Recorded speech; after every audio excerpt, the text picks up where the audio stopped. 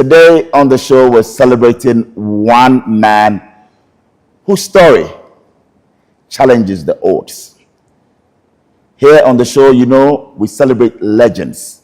Stories unfold and greatness is revealed.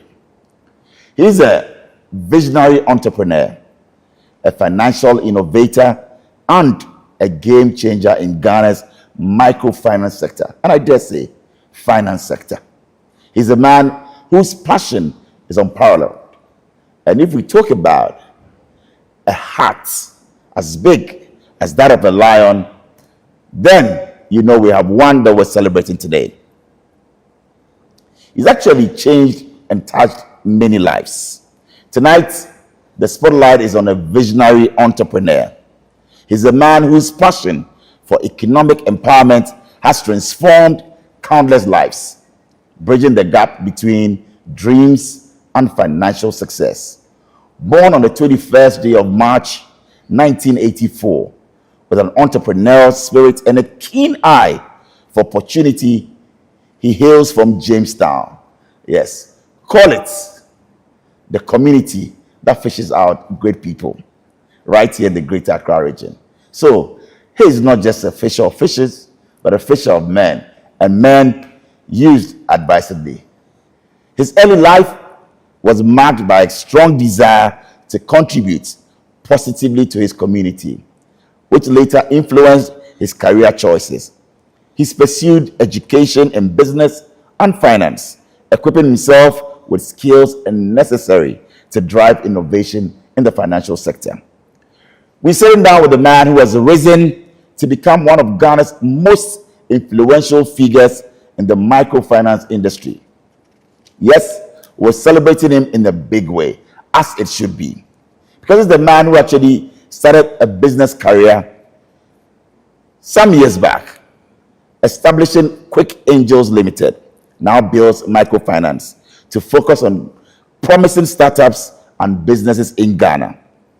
The company has founded businesses such as Pizza Man, Chicken Man, Ridge Medical Center, Doman Foods, Gold Coast Food, Herbs and Spices, Sankofa Natural Spices. I can go on and on and on. Burger King, amongst others. As the founder and board chairman of Bills Microcredit, he has redefined access to credit, providing tailor-made financial solutions that fuels growth, uplifts businesses, and empower the dreams of many. Ladies and gentlemen, this great man that we're celebrating today actually was a guest in December 2019, the Entrepreneurship Through Acquisition, a business club at the Harvard Business School, where he spoke at the 5th annual conference. He's won the investment award category of 40 under 40 awards in October 2019, September 2020 as well. He emerged as the overall winner in the 2020 40 under 40 awards at the Kempinski Hotel here in Accra. He again claimed the investment award category. He also won European CEO Entrepreneur of the Year 2020 award. I can talk about the awards and it's endless. Tonight, we're celebrating a man for his leadership style, which emphasizes collaboration and innovation. For me, it is more about that. What should the young ones learn from him? What should business community emulate? A man who fosters culture of teamwork within his organization, encouraging creativity and continuous improvement. Outside his professional life, he's a family man with a strong commitment to community development. Richard Nii Armah Quaye, call him RNAQ if you want, and under his leadership, Bills Microfinance has become synonymous with trust, innovation, and impact. You're most welcome. Thank you, my brother. And how are you doing? I'm good. We're actually here to celebrate you, to say kudos to you for all that you've done. You've been outstanding in your field, a colossus, like I said in my intro. And clearly, you're an intelligent chap. Navigating through all the years, how does it feel to turn a new age, not just a new age, but to turn 40, Mr. Quaye? I mean, it feels very good. It feels great. 40 is monumental for me because I intend to do a lot of things at 40. down the years, I plan going on retirement at 40. Wow. And so I'm few days to retirement. What do you say retiring at 40? Is it from active business? And what will you be doing? This is So major. yeah, I mean, I am that person who always like to do things differently. And in this part of our world, you don't find people going on retirement at mid-age. You normally will find people going on retirement when they are 60, 65. In fact, you even find entrepreneurs still working at 80 and the likes, you know. But I don't always like to do things the way everybody else does it. I think that we are different. If somebody decides to work till 70, 80, that's fine. It's okay. But then I also personally want to retire at 40. And so for me to be able to achieve this satisfactorily means that I would have to structure my businesses well, because I have a lot of companies here in Ghana. And I How have many companies now under your belt, Richard? so in Ghana, we can talk of over 20 companies. And 20? Yes. Wow. And of course, there are others also outside Ghana. There are businesses in Nigeria, Wow. in Liberia, Sierra Leone, in Kenya, Uganda, Tanzania, and the likes. And so You are an African titan and an inspiration to many out there, because for many watching and listening, this is the dream, this is the vision. Did you always envisage this? Not really. I think that in business, you will start very small. You start with a very small dream, because of course your capital and your will be small when you start, and so your expectations will be quite small. But then as you move forward, things evolve, the road becomes much clearer, and you begin to see things much better. So things evolve, okay? So yes, I've always had big dream. I'm somebody who dream big, because I always believe that as young people, we must have big dream. We must dream so big that it should scare us. So, Richard, clearly your dreams and aspirations are huge. Have you always had this? So I've always been a big dreamer. I've been dreaming since I was a teenager. And I always believe that you must have a dream that goes beyond your current capacity to achieve it. So You must have a dream Yes. that goes beyond your current capacity to achieve it. And you also mentioned earlier that your dream should scare you. That's must scare you. interesting. Yes, because you see, dreams comes true, okay? And whatever you dream of, you must know that others have dreamt it and have done it. So nothing is too big. And the world is very unkind to people who are not bold, courageous, and daring. The world is very unkind to them. So you have to be courageous, you have to be bold, you have to be daring, you have to believe in yourself, and then you will know dreaming alone is not enough. But you must dream big. Right. But then beyond the dreaming now comes the most crucial of all, Which is? discipline and your intelligence or decision making. That's You right. see, I've never seen any successful person who is not disciplined. I've never seen anybody like that. There's no wealthy person who is never disciplined. And I think that the problem or the challenge that most people do have from achieving their dreams is discipline or indiscipline. And you see, when we talk about discipline, we are talking about you doing something that you may naturally not want to do, but you still have to do it anyway, or even sticking to the plan, even when life happens, when things Consistency. are going bad, when things are challenging, sticking to the plan. That is the discipline. That is the difference. I think that is what. Do we have that? I mean, and you are a seasoned entrepreneur in Africa. When you let's use Africa as a playground. Do you see that discipline and consistency? I can be frank. I can say that one of the challenges that we have on the continent has to do with indiscipline. I mean, there's a lot of indiscipline all around our life, and many of the young people lack discipline, I must say, because discipline also means that you would have to learn to give things time, okay? Because also discipline, when you begin doing business or you're working and you begin making money, what do you do with the money? Can you wait and reinvest your income and then the returns you get on it and reinvest it, right. and wait for time. Because you see, I think that there are some few things that you need, or one of the, let me say, two things that you need to successfully build a business is capital and time.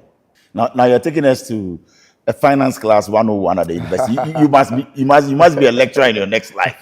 Capital and time. And time, yeah. How do they play crucial roles in success? Because you see, to create wealth, you can be rich overnight. Because you can win a lottery, you can inherit someone's fortune. You have become rich overnight, but then you are not wealthy. Okay, to be a wealthy person means that you must build assets. You must build good assets that will generate money over a long period of time, during your time on earth and after your time. That's on a earth. legacy. Then you have created a legacy, and that is wealth creation. And for you to create wealth, you will need time. Nobody creates wealth overnight. And time means that whilst you begin making money, you would have to be patient and continue to stick to the plan, plowing back your money over and over and over again into businesses, into investments. You get your returns, you don't spend it. You are faced with the temptation of trying to live a particular life very early, and you have to be patient to continue to invest the money, continue to invest it into businesses and the likes, so that this money will grow over time. Because you see, but there's one thing that people don't really appreciate, which is very key for creating maximum wealth. You see, most people say that, let's say from the beginning, you are saving $1,000, okay? And then you'll be like, oh, when I want to make $1 million, if it takes me a whole month to make $1,000, when will I save to become $1 million? This is not possible. This is beyond my reach. But you see, what people don't understand is that the time it takes you to make your first $1,000, it will not take you the same time to make your next $1,000. Interesting. And as you go forward, if it even takes you 1 month to make $1,000, if you save this money and invest it, you will realize that at some point it can even take you 1 week to make the $1,000. The next time it takes you 1 day to make the $1,000. The next time it takes you 1 hour to make the $1,000. So you see, if let's say you make your first $1 million, and then you'll be like, oh, I want to become a billionaire. The question is, then you can ask yourself, oh, when am I going to be a billionaire? It's going to take a long time. No. But you know what? The time it takes you to make it took you to make your first $1 million, you will not need the same time to make your next million. Because you see, when you make your first $1 million, I can tell you for free, tell us, that maximum 10 years after making your first $1 million, you should have $1 billion. Maximum 10 years after making your first million. Yes. At what age did you make your first $1 million? You were how young? I was 27 years. 27? Yes. And by your analogy, in 10 years, you should be able to make $1 billion. Of course. Have you made that billion? Because you are 40. You've crossed that part of 37. It has taken me 13 years. 13 years to do that. 13 years after I made my first $1 million. To make $1 billion. It talks about discipline. And you were really keeping your eyes on the ball. Exactly.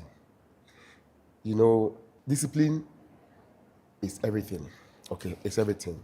And when you build a business, you will face a challenge of having employees that are indisciplined. Right. You would have to be that leader who is disciplined, that will set a very good example for your team.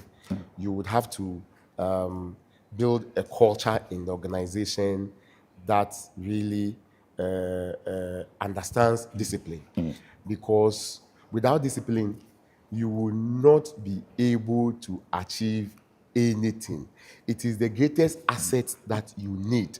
You see, because wealth creation is created from within, right, not from outside. So we attract success. We don't pursue success. Today you are giving some nuggets of wisdom, and they are deep. For those who really, will understand, will just grab it. Yes. That we attract success. Yes. We don't pursue success. So I think that this should be a rich Nii, Armah Quaye quote right there somewhere on some wall. that you attract success, you don't pursue, don't pursue success. success. How so, Richard? Because you see, to become successful, there is something you must become. You must become a particular person to be successful. Okay. And so you have to work on yourself first. You have to become a better version of yourself. You must always work to improve yourself. And that includes being very disciplined. Okay. Yeah. Now, once you do that, you are going to be very successful. So it's going to be a whole lot more difficult for you to make, for example, your first $1 million. Do you know why?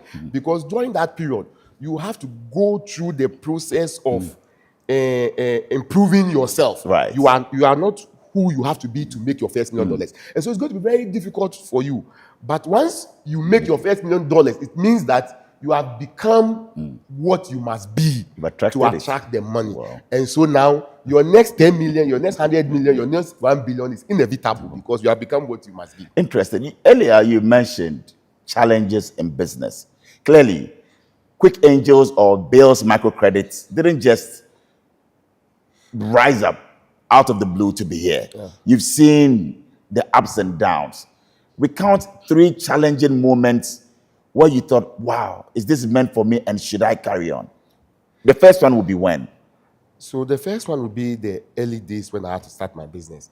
You know, I come from a very poor, humbling Let's hear the story. background, okay?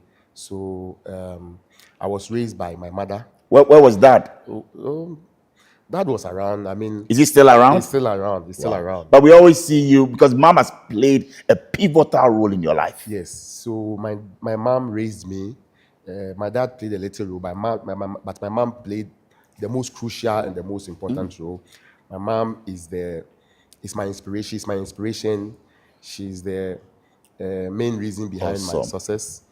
I think that she raised me up the best of way because when we were young, we had nothing. We slept in a single room. You slept in a single room? A single room with my mom and my sister. Wow. My mom slept on the bed. My sister and I slept right beside her on the mat. And we had only a ceiling fan and a small size TV at Kolegono. And during those days, things were very, very, very difficult and tough for us. I recall that there are times that we even sleep in the dark, not because there is no electricity in the community, you couldn't but afford. because we couldn't afford. And so in the compound house that we live, we will have our light cut off when other neighbors have light. That was Did you ever once or twice go to bed hungry? I think that my mom tried so much on that.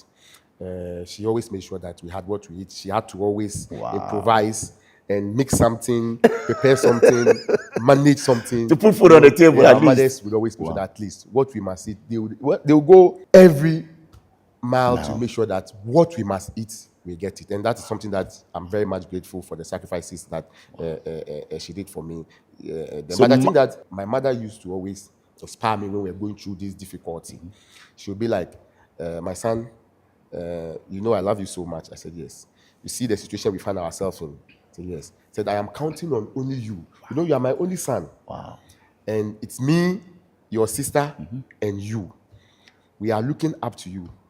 I am counting on you to lift us out of this situation we find ourselves in. If you want me to live long and stay and be by your side, then take us out of this situation. My mother was telling me those were powerful words. She was telling me this when I was a teenager. When I was 15 years, 16 years, she was telling me things like this persistently and frequently. And so I had that zeal because, you know, that as a son, you want to see your mother smile. You want to put a smile on your mother's face. And if all she's telling you is that this is what she wants you to do, I think that it energized me and inspired me at a very early age to get out there and face the world head on. Wow. And I think that that has been my driving force.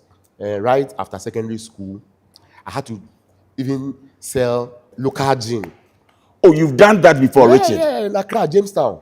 There's a place called Akutolante Agbado. You used to sell gin, the local gin. Yes. When you go to Akutolante Agbado. But you were not even 18. That was not even allowed, but you were doing it just to survive. I have to survive. And so I was selling that in the evening. I was selling beer. I still going to school. Yeah.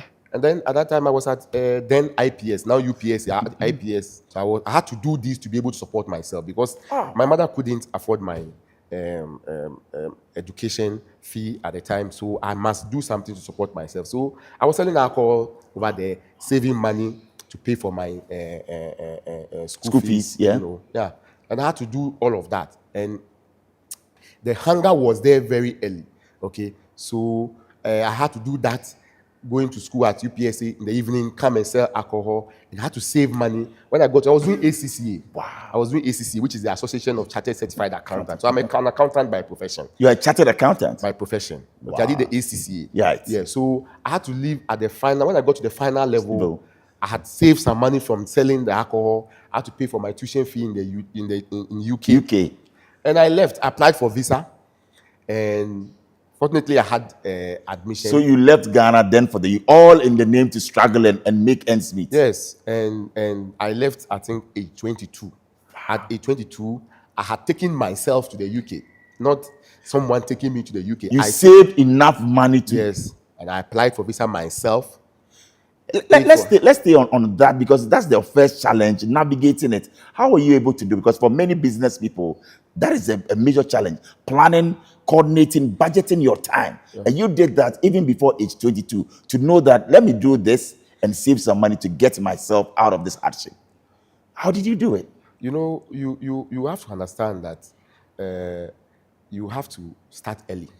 Okay, I think that one of the things that many of the young people in our country and on our continent must understand is that we must start early, because it takes time to build big things, and you cannot, at this stage, you are allowed to make mistakes. You can make mistakes.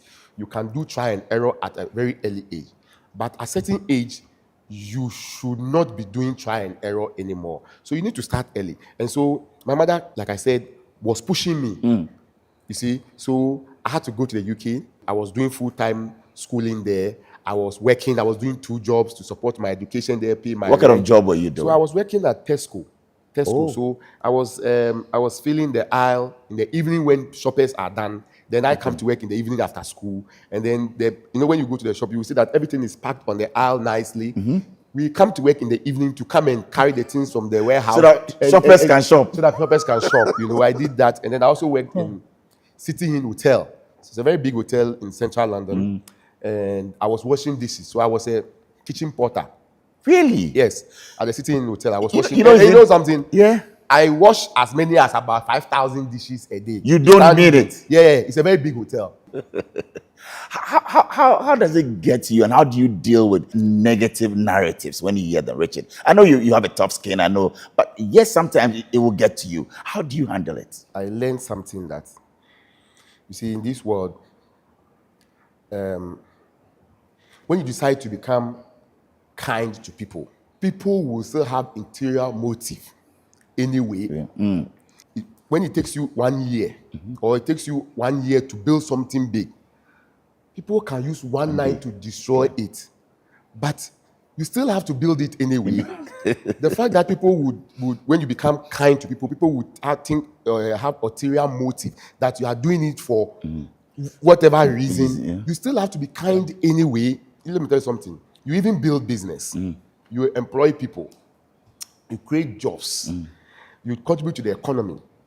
People will still find negative reason behind all of these things. Right. But you still have to do it anyway. Do you know why? Because at the end of the day, it is between you and your God anyway. You see? So you have to understand that people will have negative thoughts about you. People will always throw negative stories about you. But you have to keep your eyes on the prize. Does it get to you? It doesn't get to me at all. I love that. Because I have come to realize that I have come to expect it. Okay, I'm very, very, very, because I also learned from a very good friend who is an elderly person, told me that, you see, when people don't talk negative about you in this part of our world, then you are not successful, you are not achieving anything. Okay. Because all successful people in this part of our world have negative stories around them, and you won't be the first. We can only encourage the young people out there growing up that they must admire people who are living their dreams. Right. For example, let me tell you something about Despite. Despite, yeah. When I heard of Despite and how he was doing well with Peace FM Right. and his cassettes. Cassettes, and okay, his- cassette business, even before, yes. I was in JHS. Correct. You know, but I've always been very interested in the things he was doing. Because you see, when you hear your fellow countryman doing successful things, you should be inspired. So exactly, we have people that we look up to, and you have a good heart. You looked up to people like that. You're in JHS, and he said sometime you'll be like him, or even be more by the grace course, of you God. know. Still on the career journey, when did that breakthrough come for you to say, look, this is what I want to do. I want to set up Quick Angels. So I had one lecturer that I admired the most. I think that is my greatest mentor. He's called Michael Mainwaring. He was teaching us business analysis at the London College of Accountancy. So I was at the London College of Accountancy, okay. So this lecturer was teaching us business analysis. And then one day after class, I was leaving. Apparently, I was the last person leaving the class, you know. Then he called me. He said, Richard, come over here. Then I went to him. Then he said, you know something? What are your plans after school? You are completing school later this year. Are you planning to stay like all your colleagues and everybody does, or you are planning to go back home? Then I was like, I'm trying to think about it to see whether I'll go. And he's like, no. Richard, you know what? Go back home. Don't stay after school. Teaching you, I can see that you are a very smart student. You are intelligent. And I want to believe that when you go back home, you will succeed way better than when you stay here. He was like, when I stay in the UK, even though I am educating myself, he says that the opportunity here will be very small for me, and I will not be able to compete better. But when I go back home, I will be able to compete better. And he has no doubt in his mind that I will go and compete and win the competition. And he said that to you many years ago. Listen to what he said. I'm not even done. He says that he believes that I will make it very big back home. Then my success would open the door for me to come back to the UK. And then I should come back. And I should come back in my private jet and come and pay him a visit. That's what this man told me 17 years ago. You're only 23. I was only He's 23. more than a lecturer. He's a prophet. He spoke into your life. Yeah. And 17 years on, all that he said, you've achieved. Out there in the Western world, these are industry captains. These are titans of business. And they actually come out there to impart and impact. Because they live it. In the business school, if I have my way, anybody who has not succeeded in the business Will not lecture there. cannot lecture there. Really? Because you see, you can only teach what you know, but you will reproduce who you are. So if you have not built anything, trust me, you will reproduce students who will build nothing. So are you saying that entrepreneurship lecturers and business lecturers don't have any business if they themselves haven't built any business of their own? Of course. What are you impacting? What you read in the book? No, it is one thing to go and read something and come and tell somebody. It's another thing to tell somebody what you yourself have achieved. These are two different things. And in the advanced economies, that is the way they are going about it. And so you find out that they are creating students or graduates who are very, very, very, very practical and very insightful. So they come to the market after school and they are so innovative doing all sorts of things because they have been well equipped practically from the classroom and not theoretically. And this is what you're actually advocating for, that in our curriculum here, educationally, we should also start giving it a thought or maybe implementing such. Of course, that if I have my way, that is what I insist on that. So coming back to what I was saying, okay? Right. So I have so much admiration for this lecturer because he's a successful person himself. So when he told me this, I was like, all right, Michael, I'm going to do that. Immediately, 1 week after he spoke to me, I bought my ticket ahead of time. A week after he spoke to me, I was convinced that I had to go back home. But I didn't know what I was going to do. And I had not, it's not as if I've saved money and I had money, but I was like, no, I had to go. Because, you see, you always have to take a step. So I bought the ticket down. So I knew that once I bought the ticket, I can't change my mind. I have to go back home. So right after, and let me tell you this, when I finished school, I called my mom and my sister. I told them that I am coming back home next week. My mother was like, hold on a second. What did you say? What in the world are you saying? Coming back home. I said, what are you coming to do? have you done anything wrong there? Are you in trouble? Are people looking for you? I said, no. They said, so why? People are in a queue Waiting to get embassy, visa to queuing go. at the embassy trying to get visa to go. And you are there. And you said you are coming. Why? I said, ma'am, I went to school. I'm done with school. He said, yes, but stay on, look for job, work, make money so that you can send me money so that you can become a better person. Don't come here. Which is the norm for many people. You go to school, you stay there. And yes. So I told them, no, I want to come. So she was like, oh, my enemies have gotten me. my mom was like, the enemies have gotten it must have been a tough one for you. It was a very tough one. Because you love your mom and you were actually going against her will. Yes. So it was a very tough decision. At a point, I almost nearly changed my mind, but I was like, no, I had to go. So I realized that they were not willing to come to terms with me that I was coming back home, okay? So I just left them. I'm like, well, when I get to Ghana, I'm already in Ghana. We'll figure it out. So a day before I left, I called them and told them that I am actually coming. My flight is landing at this time, so they can come for me. So when I came to Ghana, I didn't know what to do. I had to figure out things, understand, because I've left the system, so I had to spend some months to adjust into the system a little. But there's something intriguing that happened. Sure. So in Ghana, where we lived, when someone comes from the UK, Europe, US, or what have you, people in the community perceive you to be somebody who is rich. Oh. They assume that once you that's the perception. That's the perception in the local community there.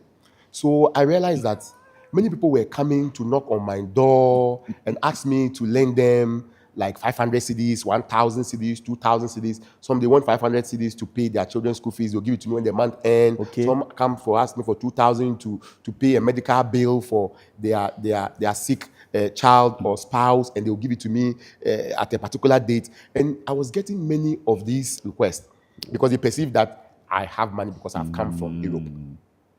And I've also learned in the business school that these things, when they come, they are opportunities. Where there are problems, there are opportunities. When you find a problem, you face it, it's a business opportunity for you. So then I was like, okay, if these people will come to me asking me for 500 cedis, 1,000 cedis, 2,000 cedis at a particular, for them to pay at a particular date, why don't I rather set up a business formally to give them these 500 cedis, 1,000 cedis, 2,000 cedis? This is interesting because for many it would have been a problem and you would have written them off and sacked them. You saw a business opportunity in there. I had never worked in any financial institution before. I had no knowledge of running a financial institution. Wow. I have no banking experience or what have you. This is how I encountered. And you were how old? Because you must have been in your 20s, right? I started my company with 24 years. 24 years? Yes. You're a visionary. Yes. So 24 years, I was like, okay, if this is what these people in my community are coming to ask, then let me register a business where the business was called Quick Credit. So I set up Quick Credit. And okay, come now formally. I announced to all of them that if you need money, come and let me give you. But guess what? I didn't have money anyway. I was going to ask you, where did you get the funds from then? I didn't have money anyway. I was having very little money then. It's about $1,000. And so what I did was that there was a small shop in front of my grandfather's house where we all lived. You know, my mom and my aunties and uncles and like. So I asked my mother to give me access to a small space there. That is where I started. In that shop? In that shop. Where I started. So you didn't have a formal office? No, I didn't. It was just a tabletop business when you started? Tabletop business. And you're kidding me? That's where I started, yeah. Well, the office is just the size of where we are sitting, right here. Just a small place here. Wow. And that's where we started. So it was just about 2 of us who started the business. Wow. And what I did was that when I was coming back from the UK, those days was the era of plasma TV. If you recall, plasma TV. Exactly. Yeah. So when I was coming, I came back with a 42-inch plasma TV, a home theater, and then I had just about $1,000 on pounds on me. Pounds, okay. And I went to my mother one day in the house, you know, and I told my mom that, Mom, the TV that I had come to fix for you, that you are watching with my sister, I want to go and sell it. This was like, are you mad? Okay. So do you understand why I begged you not to come back to Ghana? Do you understand why I begged you not to come? Now you have begun selling your belongings, your properties. Wow. My mother started sharing tears. Wow. That I'd gotten, because you know, in this local community, our parents always see it as a taboo for you to begin selling your personal belongings. Exactly. So once you begin selling your personal belongings, then you are at your very, very low. So, you know, so I told her, yes, I want to go and sell it. She shouldn't worry. And that But you didn't tell her for what? No, I told her. her. You did. Okay. Because then I started the business with the little money that I have. Right. But then I realized that after giving loans to just about 5 people, my money was finished. I had given loans to 5 people, my money was finished. And there was still demand.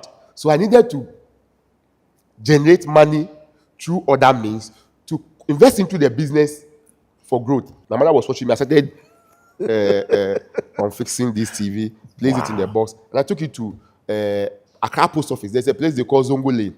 Cow Lane, the Zongo Lane there. I took it there. Those days when you take a plasma TV by 30 minutes, it was at that time, plasma TV was a hot commodity. Yes. Once you took it there by 30 minutes, they would have given you money because there's somebody ready to sell to. So I took it there, the home theater, I took everything and sold them. You sold everything on the day, Richard? I sold them the same day. I went by 2 hours, I sold the money, I bought them. The next day, I had customers in line that I had to call them and say, come for your family didn't have a TV to watch, no music to listen to or radio because you've sold all those items. Home theater. You were not bothered? I was very bothered. I was very emotional about it.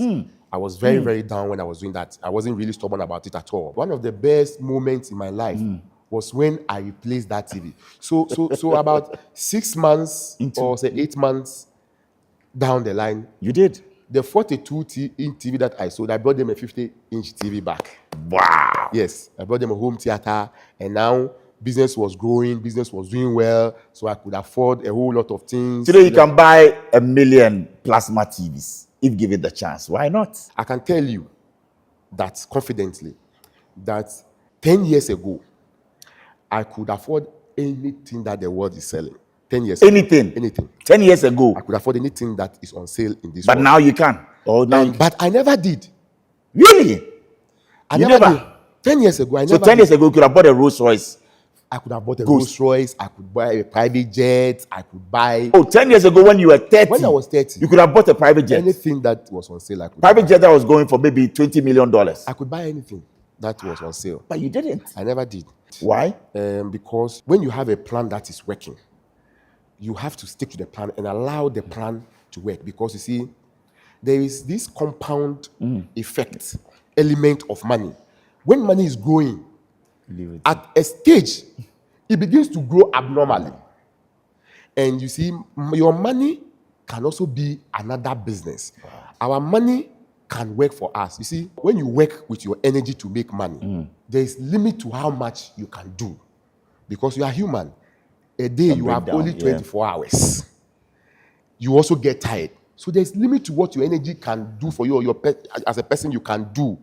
But your money has no limit to how much it can make for you. At 30, you could have afforded, anything in this world. You wanted to wait. You wanted to wait till 40. So at 40, have you bought that private jet? And there's a question we're putting to you. Yes, I have. You have? Yes. At what? $50 million? I've bought a Gulfstream. You have bought a Gulfstream. Yeah. And that ranges for my checks. That is, it depends between 20 million and 100 million US dollars. All I need is a Gulfstream. I need a private jet. Which type of Gulfstream? What is it? So it's a G200. A G200. What is the seater like? It's a 9-seater private jet. 9-seater private jet. Yeah. A Gulfstream. A Gulfstream. Yeah. Oh, you're a big man, and God has done well. This is the boy who was selling akpetishi in Kolegono just to make ends meet, to pay for his school fees. Yeah. Fast forward to 40 years on earth. Yeah. You have a private jet worth over $15 million. When you sleep, what goes through your mind? When I was 30, I set some goals for myself. I told myself that, I'm somebody who always talk to myself. People who are close to me will tell you that I'm always talking. You speak to yourself. Is it in the mirror or when you're just alone? When I'm alone in the mirror, whatever. Absolutely. I always believe that I'm 2 in 1. So I always talk and then I respond to myself and all of that. So I told myself when I was 30, let me see, one part of me was setting very big goals for myself for me to achieve at 40. I got scared. I was like, but this is not achievable. This is not possible. Then the other me was like, no, it's possible. Achieve it. You can. Then the other me responded, so when I do, what do you give me? Then the other me was like, okay, if you do, then I'm going to get you this, get you that, get you that, and get you that. So I'm like, okay, so if I do, you get me a private jet. Yeah. You get me a luxury car, fast car, the most expensive. That must be a Bugatti. Yes. Have you bought it too? I have a Bugatti. You have a Bugatti. Which is it? A Veyron? Is it a Devo? Which one? It's a Chiron Sport. It's a Chiron Sport. Yeah. That should set you back like some $4 million. Yeah. And you have it right here. Yeah. On the soil of Ghana. Yeah. That's some few toys for myself as I turn 40. As you turn 40. Yeah. We'll talk about the 40th celebration and all of that. Now we're just getting the business wisdom and the commerce information and all of that. But yes, it's good to give and pamper yourself. Yeah, you know, I can confidently tell you that my biggest fan, I admire myself so much. I love this. You're one of the few people on planet Earth. I mean, maybe apart from me, that will say to yourself every day that I love myself and what I do. I love myself so much. I admire myself so much. Wow. I'm super, super proud of myself, you know, because I know where I started. That's right. I know how far I've come. I know how difficult the journey has been. The trials, the tribulations, the challenges, the low moments, and all the sacrifices. I know how painful it has been over the period. You need to reward yourself. So sometimes you need to apply the brakes a little and then give yourself a treat. And you know one thing I want you to do for me? What about that sweet woman in your life, your mother? As you turn 40, you got in yourself a private jet, a Bugatti. What is mom getting, Richard? So you know she's my sweetheart too. So you know, mom, when I was young, she has her own dreams. Right. And she was telling me when I was a teenager that when you make money, I don't want you to give me your money to any woman. You have to look at me, your mother first, if you don't want me to get deadly on any woman, okay? You see the pain we are going through today. Wow. There's no woman right here with us. Wow. And so let me tell you what I want. Then my mother was like, she wants me to build a one-story building or a duplex house for her. She wants a 5-bedroom house. She wants an upper terrace where she can come and stand. In the morning, she will come and stand on the terrace and watch all her neighbors and see what is happening around. She told you that? Yeah, she told me when I was a teenager. And she told me she wanted a house to be a white house. And she wants me to buy her a white car. And she doesn't want a saloon car. And she wants a 4-wheel drive. She wants a car that when she sits on it, when she sits in it, she will be like she's up. And this is a poor woman talking. Let me say that. At the time. And the woman struggling to pay electricity bills, and take. But this is what she was telling me. Audacious goals, great dreams. Audacious, great. And she was telling me this as a young man. Wow. And so when I started doing business and business started going well, she was my priority. She was my first priority.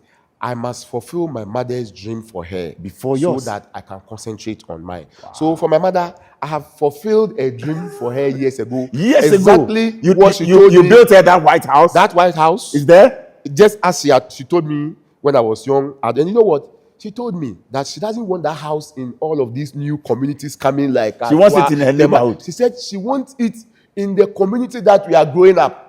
Mamprobi Kolegono Dansoman. So it is there. So that is exactly where I put it. I had to go and buy, you know, those places, there is no land. Buy an estate, a house, and knock it down. Buy an estate, knock it down, put her dream house for her. At what age did you do that? 32 years, 33 years or so. Yeah. Wow. Yeah. So what are you getting her then?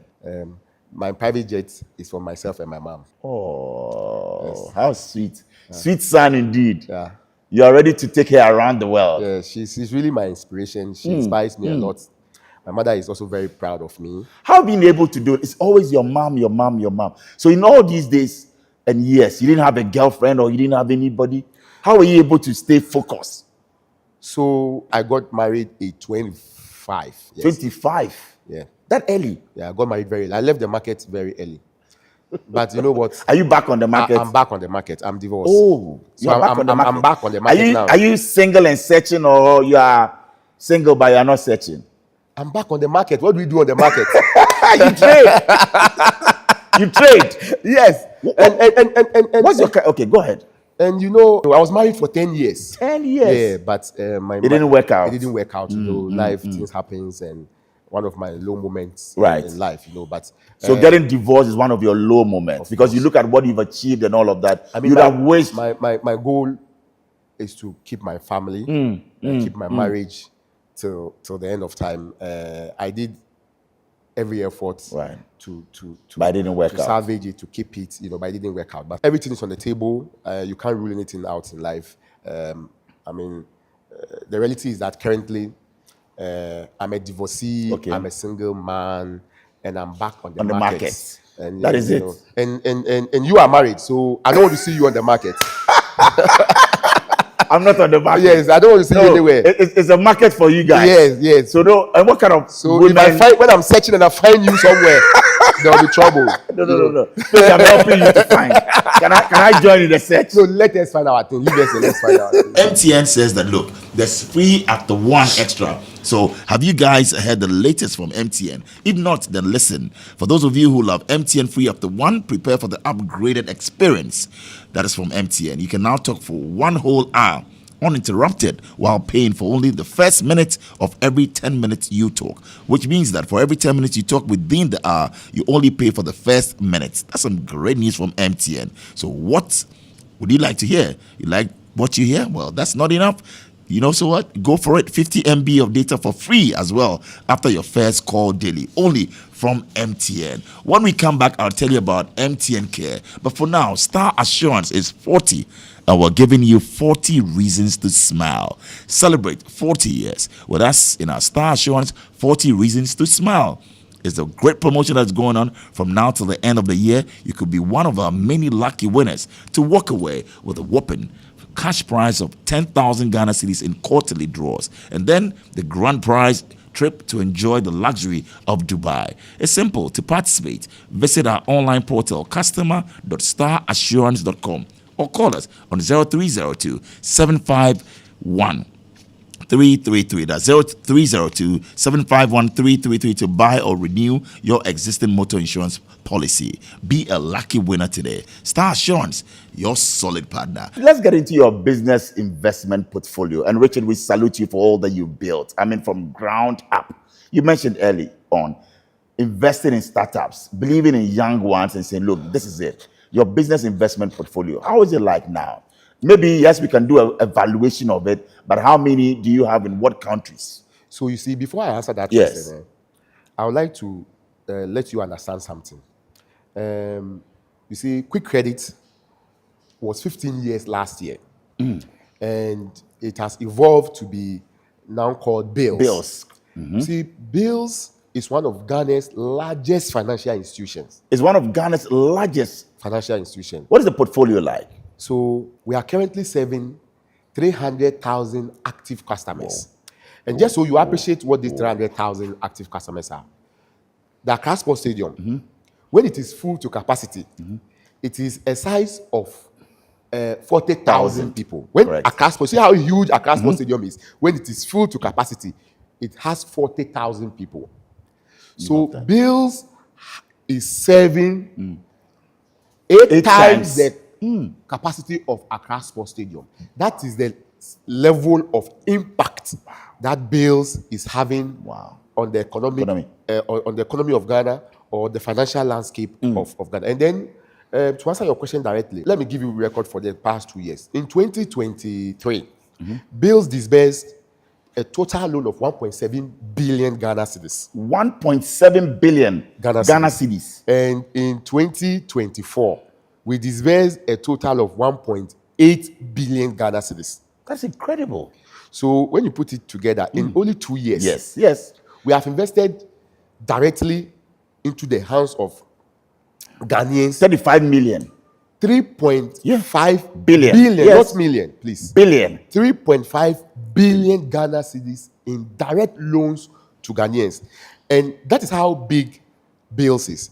Now, when I talk about how much we have disbursed, for instance, there are only few financial institutions in Ghana.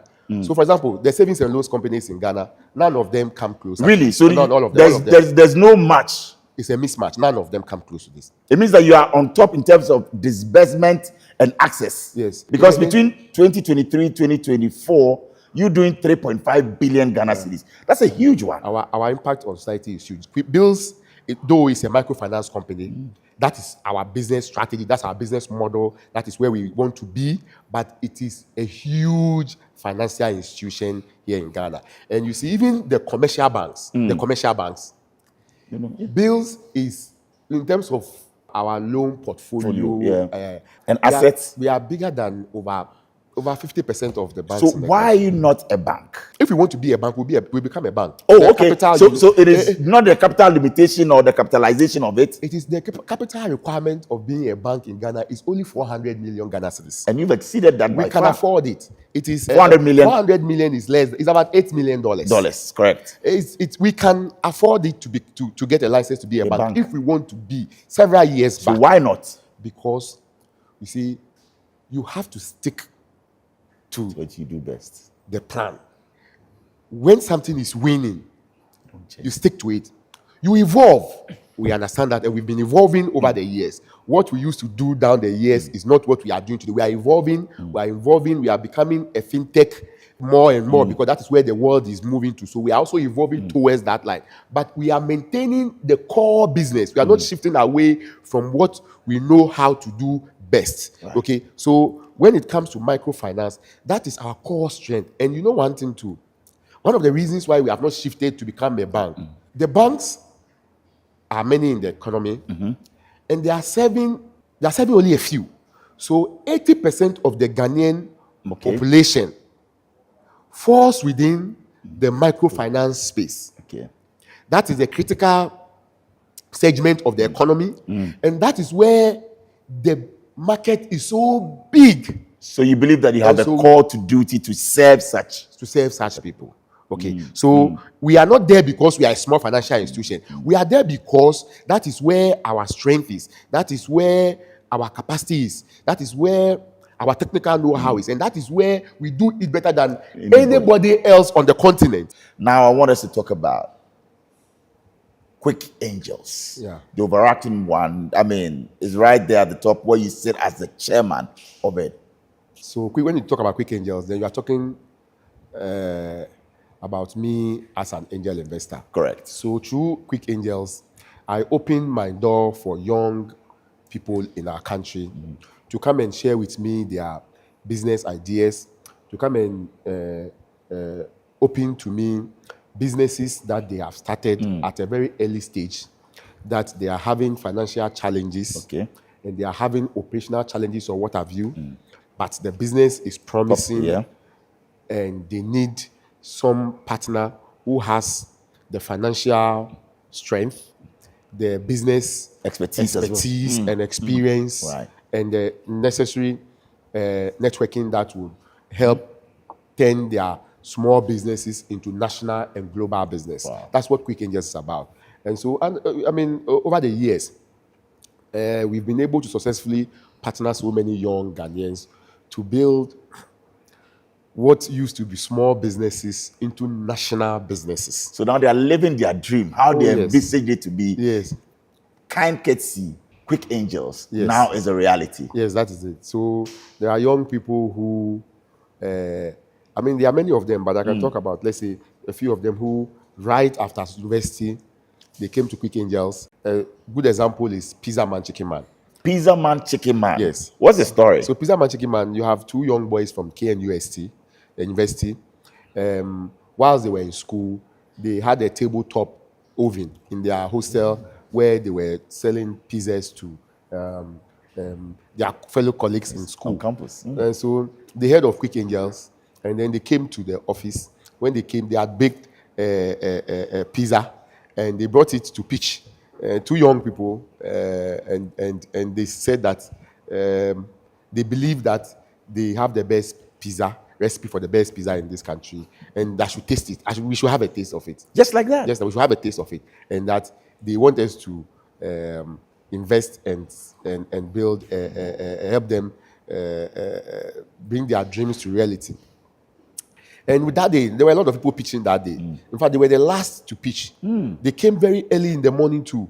And as at 9 p.m., we were still in the office pitching. And they were the last. They sat there till that time. And so I was even exhausted.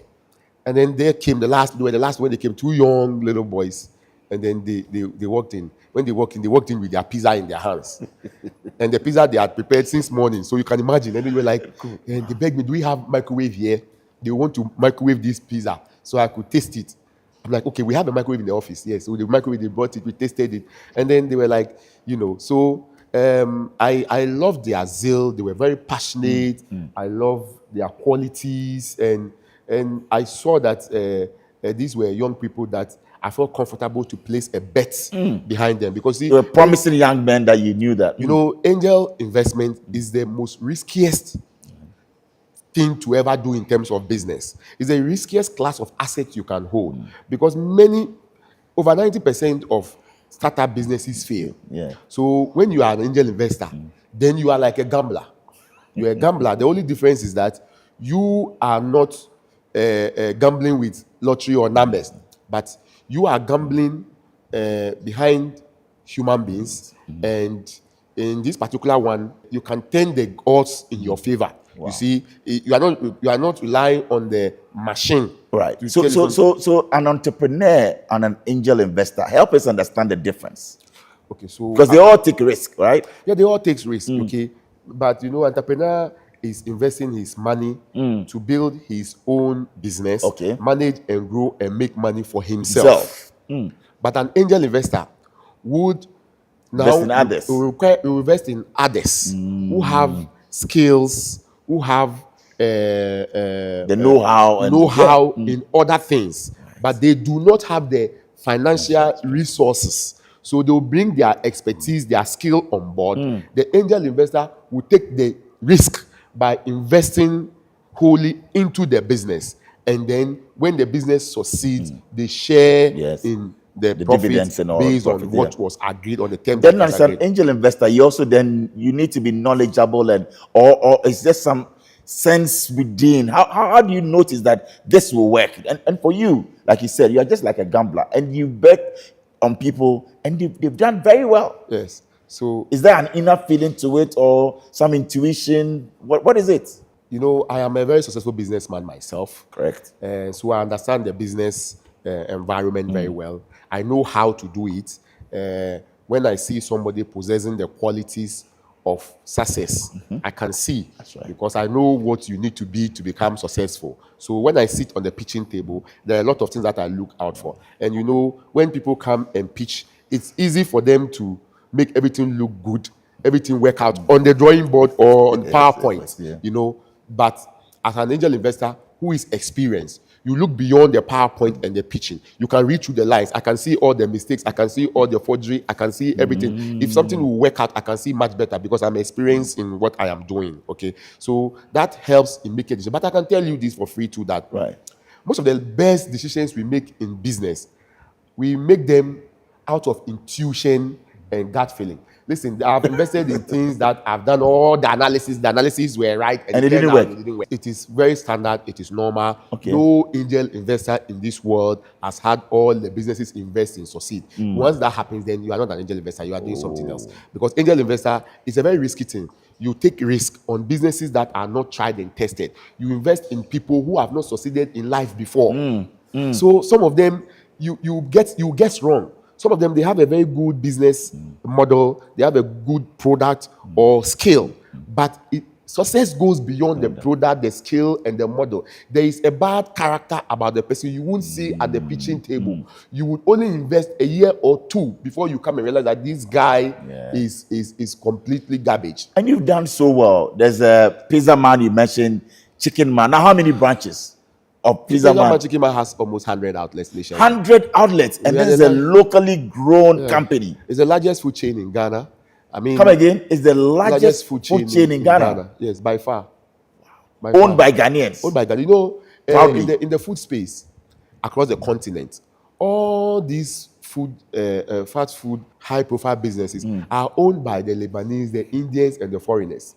True. Okay, Ghanaians and Africans are not able to manage the food chain business because of, first of all, the capital that is required, the logistics, the challenges behind it. Okay, so anytime Africans try to own that kind of business, they fail at it. Correct. So across the entire continent, the food chain business, which is very profitable, but it is owned by foreigners. But we want to change the narrative. Are we going global, or maybe let's say continental, with Chicken Man, Pizza Man? Are we going to see it in other countries? I am a multinational myself. I have businesses in over several African countries. So all my business will follow the same trail. Pizza Man, Chicken Man goal was to, last year, complete national expansion. And then next year, the goal for Pizza Man is to go continental and take the business to the diaspora, to the UK, to America. Oh, to really? where, of course. I mean, the long-term plan for Pizza Man is to get listed on the London Stock Exchange. Okay, so we want to make sure that we will demonstrate to investors globally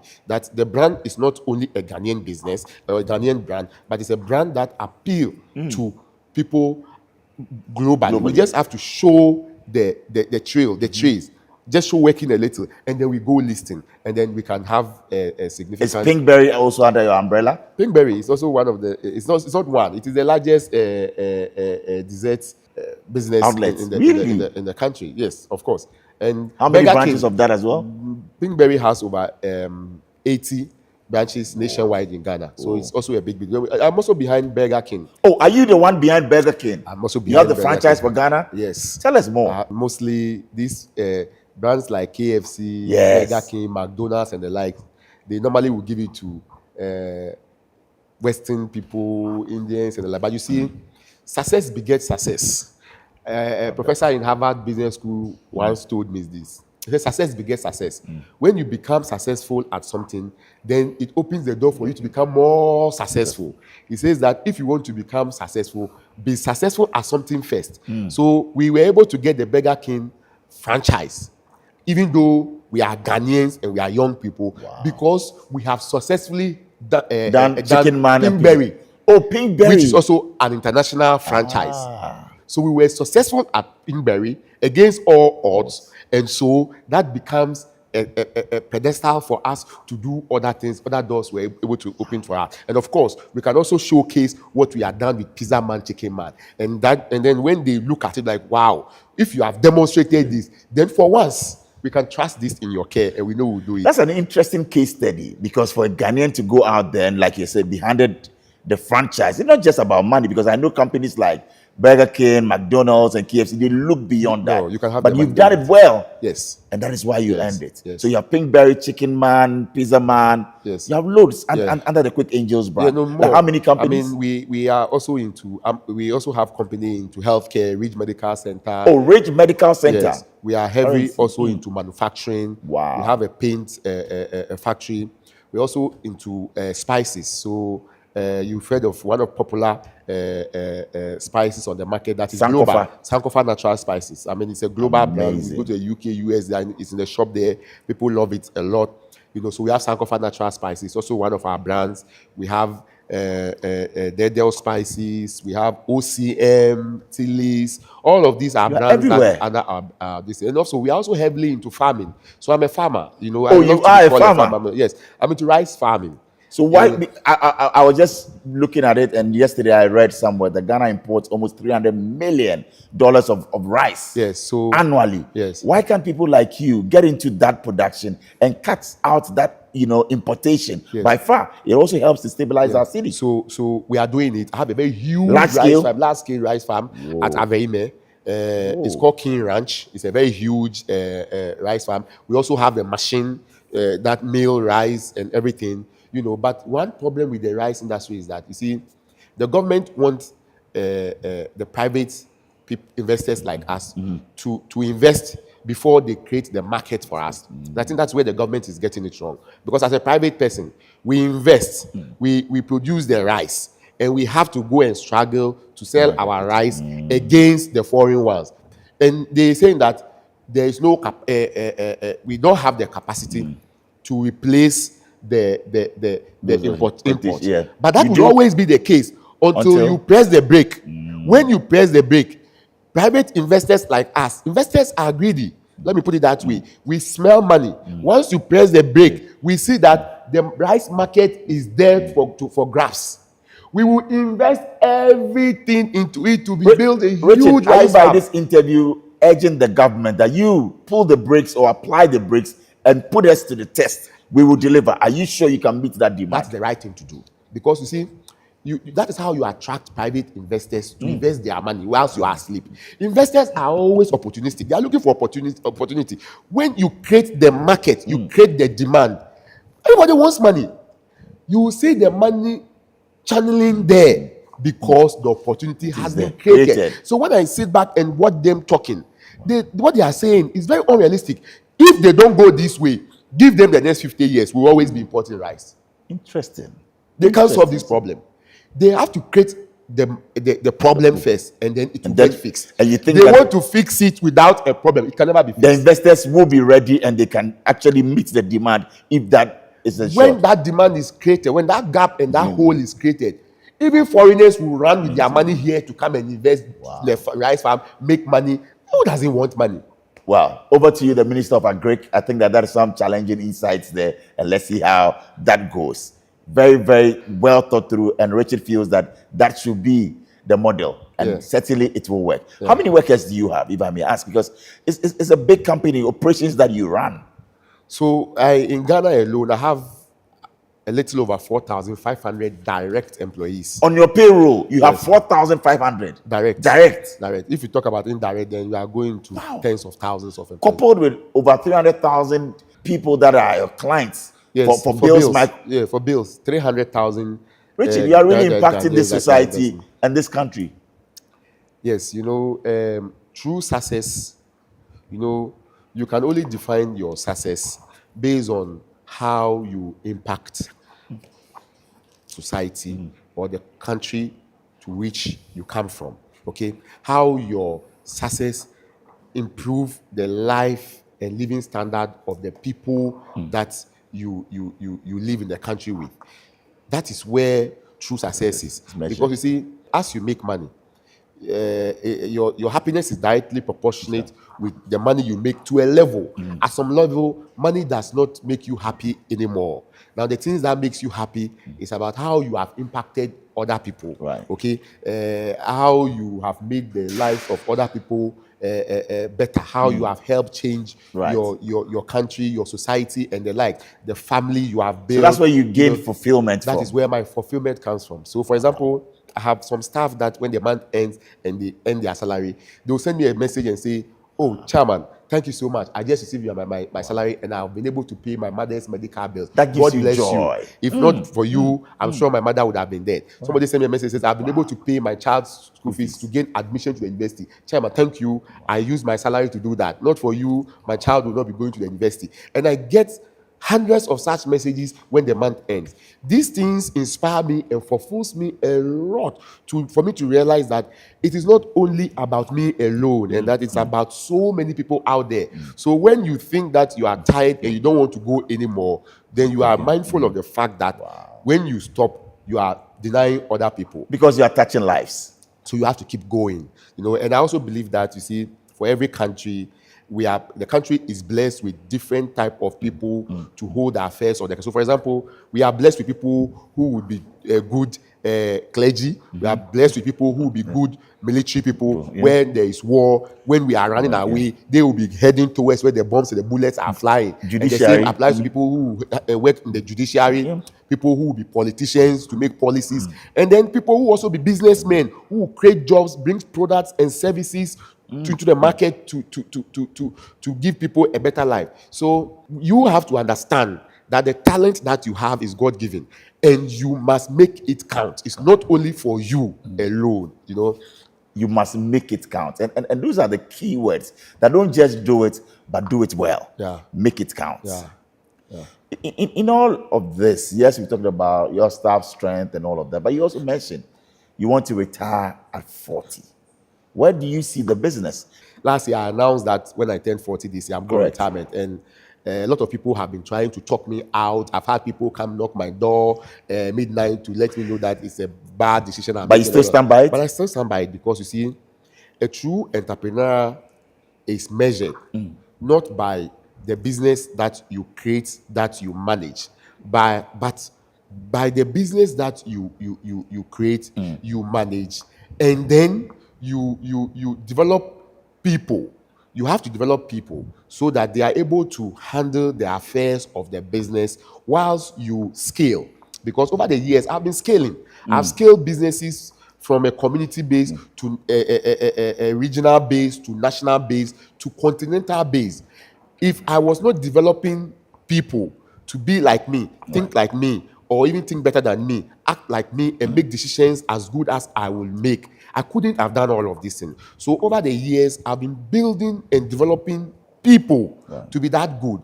And I knew that I'll have to walk away at some point, because you see, until you have been able to develop people so well, then you will not be able to measure how good an entrepreneur you are. Because a true entrepreneur is measured by that, not by the business that you manage.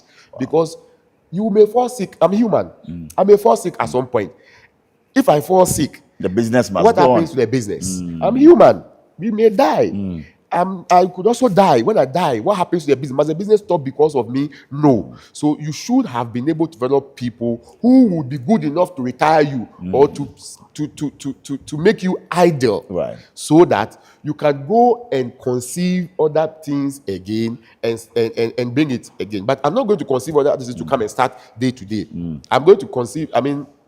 I'm leaving these people because I've built a very formidable team. Okay. Over the years, I've tried and tested them. In fact, for the past 3 years, it will interest you to know that I'm the last to make decisions. You are not in the day-to-day running of the I've business. been allowing my team to Wow. make every single decision.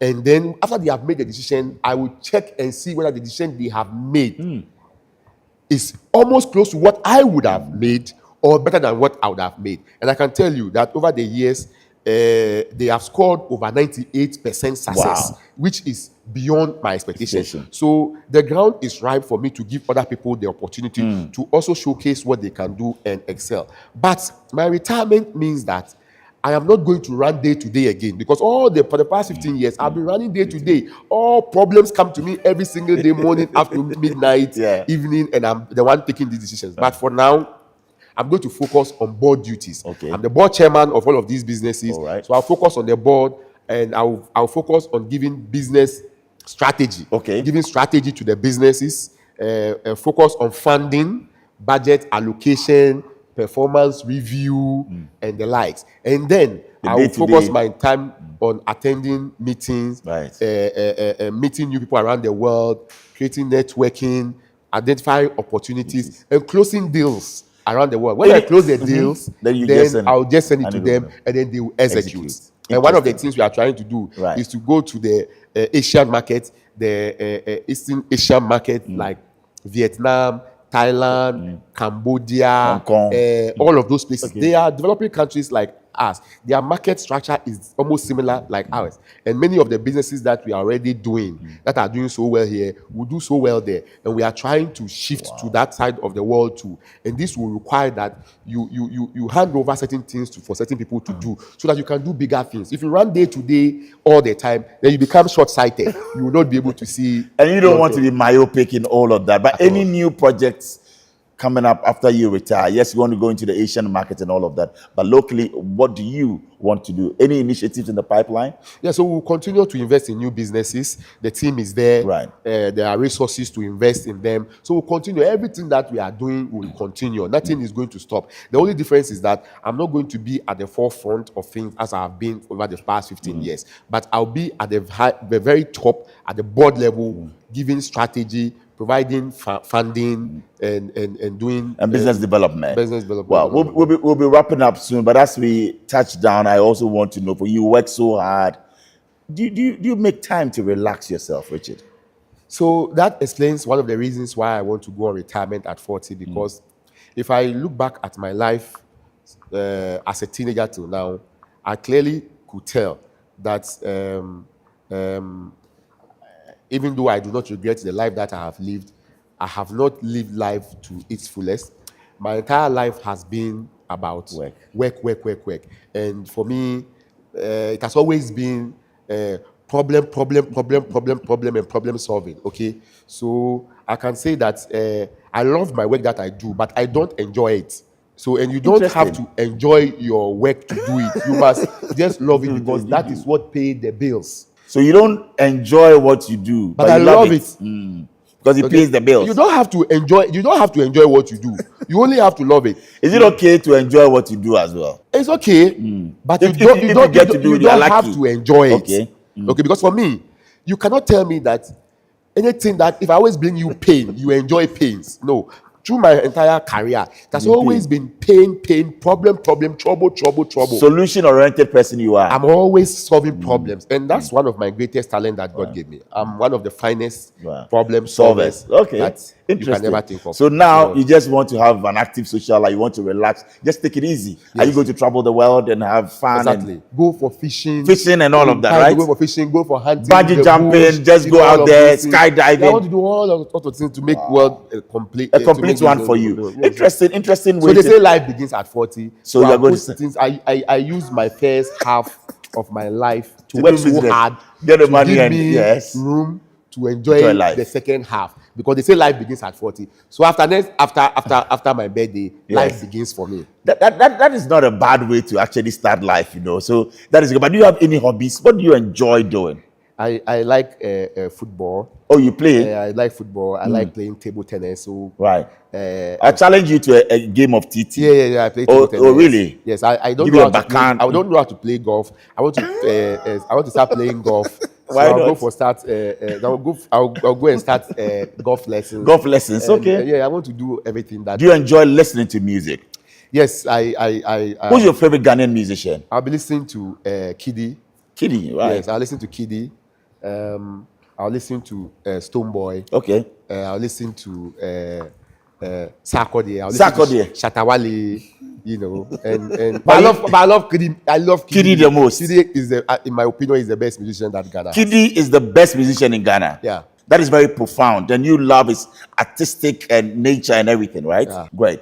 Outside Ghana, who will it be for you? On the continent? Davido and Diamond. Davido and Diamond. Yeah, Is there a chance, because I know your birthday is coming up, there's going to be a huge party and all of that to celebrate you at 40.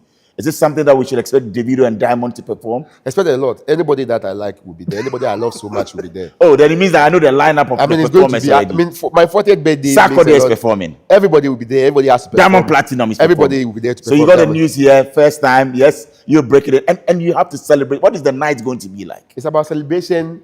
I want my friends. I want family. I want my business partners, my associates to come and join me to celebrate success. I want to celebrate. It's not about birthday. Right. Of course, I'm turning 40. I'm celebrating my 40. But to me, it's about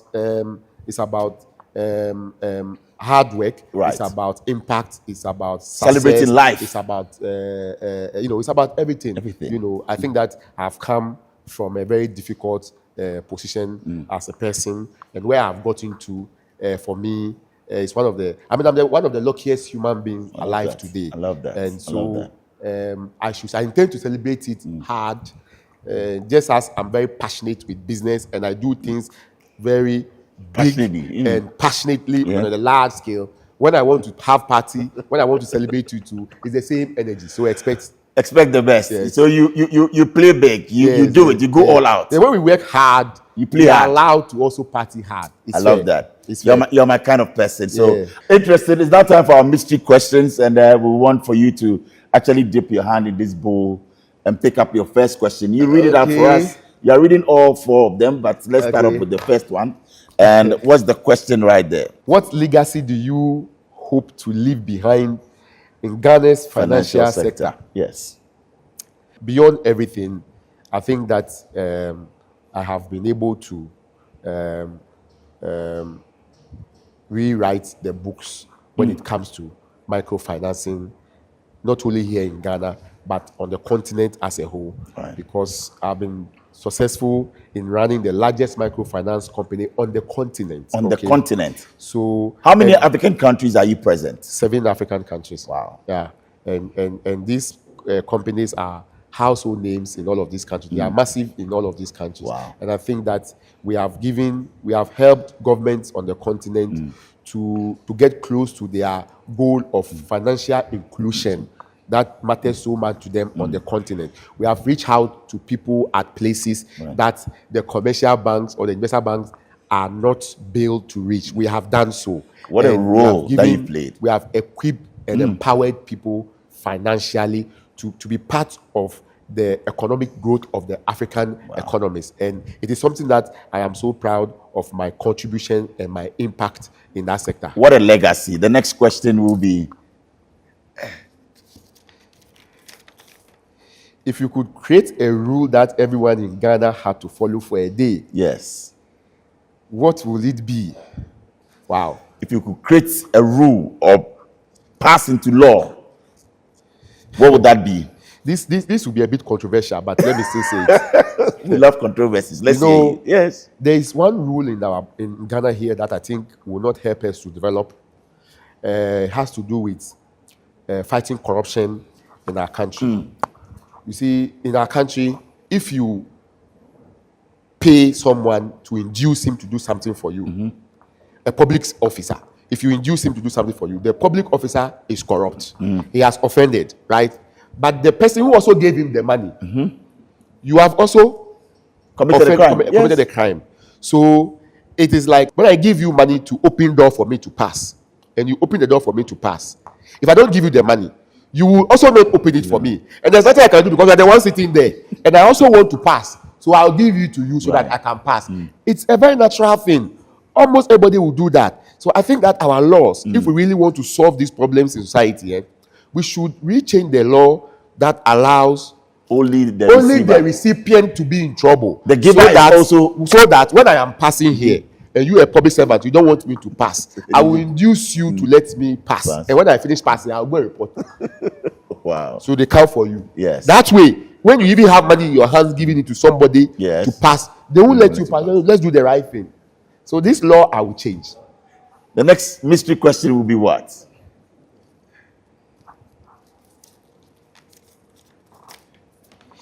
If you had to describe your life's journey in one word, what would it be? Just one word to describe your life journey. What has your life this 40 years been in one word?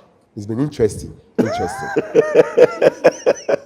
love that. Yeah. So Richard, when all is said and done, now you tell us, what do you want to be remembered for? In just a line, as the man, the guy who came and did what? One day on your tombstone, after 100 years, when you are gone, what do you want?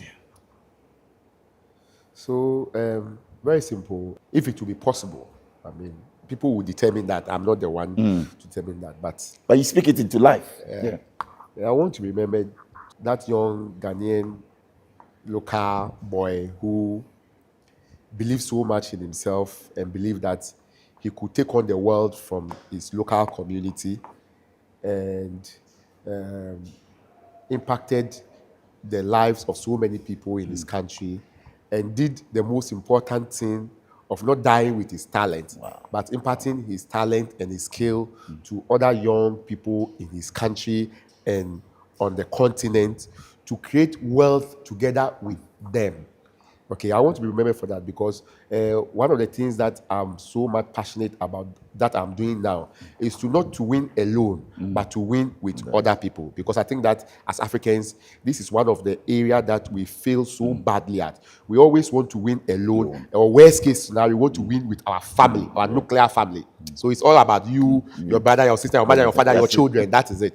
But can you partner with another Ghanaian or another African who you are not related to in any way and win and bring your resources together and not fight and do something great and big and win together and you all become wealthy and successful and you sit down and enjoy. This is one of the areas that we don't do so well at all. And this is something that over the years I've been doing. And I have been able to, God willing, I've been able to impacted and mentored a lot of young people into business. And I'm not only teaching them how to do business, like going around lecturing, but I am building the business with them, doing it with them, and we are succeeding together, and we are making fortune together. So this is something that I want to be remembered for. Richard Nii Armah Quaye. Thank you so much. Thank you very much. It's been an insightful one. And two things for me: discipline and time. Yes. And again, create and share. Yes. Thank you. It's been an inspiring one, very insightful. Continue to be outstanding in all that you do and keep that loving personality going. Thank you so much. Thank you very much. Most grateful. It's been another interesting edition of your #1 personality show, Starr Chat. And of course, as we count down to the big 40, celebrating a man whose life transcends borders. A man who says he is that light of the world and living up to the word. Thank you all for joining me. My name is Bola, right here on Starr Chat. You have a good one.